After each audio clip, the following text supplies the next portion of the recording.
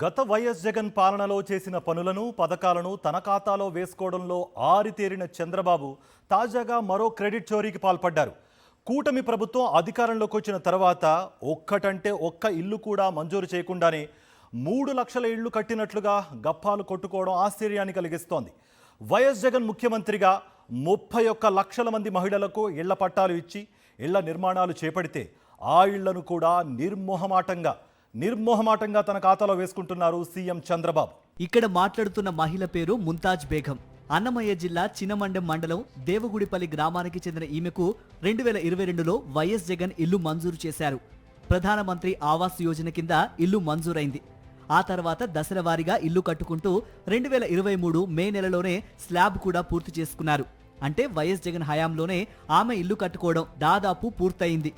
అప్పుడు అంటే వైఎస్ జగన్ పాలనలో పూర్తయిన ఇంటికి ఇప్పుడు గృహప్రవేశం చేయించారు సీఎం చంద్రబాబు. ఇంతవరకు బాగానే ఉంది. కానీ ఇక్కడే క్రెడిట్ చోరీకి పాల్పడ్డారు చంద్రబాబు.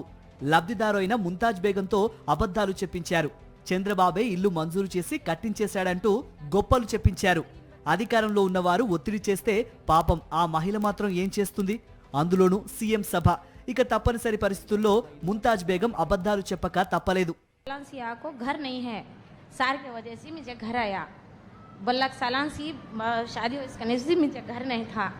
मेरे अब्बा नहीं, मेरे अब्बा को गुजर गए। मेरे अब्बा गुजर जाने को अल्लाह इनको भेजा, मुझे घर देव कर को. ఇలా ఈమె ఒక్కరే కాదు, దేవగుడిపల్లి గ్రామానికి చెందిన హేమలత అనే మహిళతో కూడా చంద్రబాబు గృహప్రవేశం చేయించారు. ఆమె విషయంలోనూ 2022లో ఇల్లు మంజూరైంది. వైఎస్ జగన్ ముఖ్యమంత్రిగా ఉన్నప్పుడే ఇంటి నిర్మాణం కూడా దాదాపు పూర్తయింది. దాన్ని కూడా తన ఖాతాలో వేసుకున్నారు చంద్రబాబు. మంత్రి రాంప్రసాద్ రెడ్డి ఇచ్చిన స్క్రిప్ట్ మేరకు ఆమె కూడా అబద్ధాలు చెప్పక తప్పలేదు. మన ఏరియాకు వచ్చి మనకు ప్రతి ఒక్కటి చెప్పగలుగుతున్నాడు. ఏమేమి పరిస్థితులన్నీ చెప్తున్నాడు. చాలా అదృష్టమో, మాకు కూడా ఇల్లు లేదు.